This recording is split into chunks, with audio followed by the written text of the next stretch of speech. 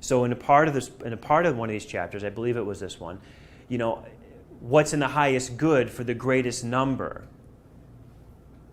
In light of higher consciousness that I've achieved, I've realized that that additional statement is not always appropriate. It isn't always what's in the greatest good for the greatest number. It really is just what's in the greatest good. Because sometimes what's in the greatest good may not include the greatest number, okay? And you don't want to be limited by that. So that's already something, if it's in your book, just put some parentheses around, put a question mark by it, and kind of feel where you're at with it. And again, I can say that easily without discomfort because this is a conscious work in progress. We are all a conscious work in progress, which means you don't need to have, I'm just going to tell you, I'm going to be moving from chapter to chapter because I'm not going to get caught up in the book being in chapters. I'm going to be moving from one to the other just so as you're reading the chapters again, you'll see where I'm going with this. You can't get caught up in a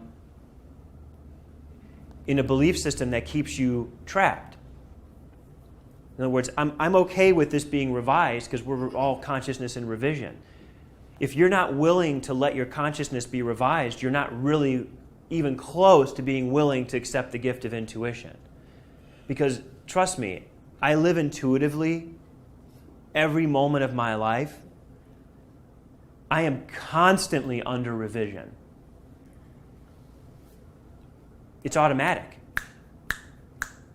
It's not up to me. And you'll understand that when we get into the chapter after that, which is why personal choice for me is, relatively speaking, unless it's some superficial thing like I'm going to wear this shirt today, it's an illusion. My consciousness is being revised so spontaneously on a regular basis that my reality is never the same.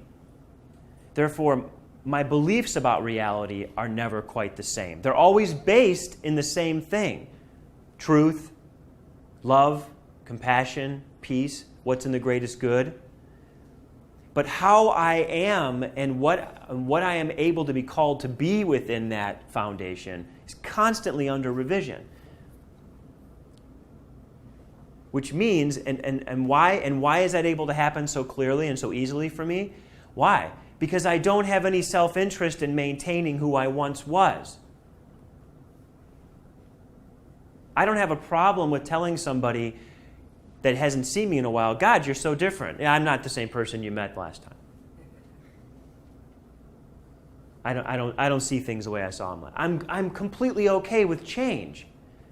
The place I'm coming from and my intention is pure. Whatever that brings to me in terms of change of life, I can't be personally interested enough in being a specific person to hold on to my personal interest in being that person. Because as soon as I do that, I let go of my true authority, which is, source and force of all creation. I call God. You can call it whatever you want, just a word. But that is my ultimate authority. So not only do you have to be free of personal interest, but you have to be free of the personal interest of others in your lives that have a personal interest in you being something that makes them feel good or not good about themselves. You have to realize this now. As you step into the space of intuitiveness, you are going to begin to see the truth about where people are at in their current space of consciousness. And that is in no way, shape, or form to be translated to give you any right of judgment. It is only consciousness. It only gives you an awareness that you should always use to be in a bigger space of truth, honesty, peace, compassion with wherever anyone is at. It does not make you better because we're all the same. It just, in a moment, gives you the ability to be more conscious of what's really intended and allow you to be more in harmony and augment that natural tendency. You don't really know anything. You're open to be aware of something that you wouldn't be able to be aware of if you were heavily interested in being self-interested. Does that make sense to everybody? I know it's wordy, but does that make sense? I'm doing the best I can to describe it, but I think it sounds pretty clear. So how am I so intuitive? Because I don't have an interest in it. So when someone comes in and they see me, and you've all done this, most of you, and you lay on the table and I step in and you see me go into my... And the next thing you know, my hands are on your body and I'm telling you all kinds of things about your life that I have no way of knowing. How do I know all that? Because I don't claim to know anything. I don't have any self-interest in who I'm supposed to be for you, what I'm supposed to tell you, what's going to make you feel good, what's going to elicit fear, what's going to bring up the opportunity for you to walk out of my practice and never come back again. I am totally disinterested in all those options. And as well, I'm totally interested in avoiding or attracting them. I really don't care. It's not in the highest good for me to be involved in that level of relationship with any of you if I'm going to be what I'm called to be, which is a conduit of truth that helps you see things in a way that you can't see them. I'm here to change the way you see things. Things being moments, each other, life, the universe, God. I am here to bring change. I am here representing intuition as I say this. Intuition is here to bring change. And when you embrace living intuitively, you can't help but change with less resistance and suffering.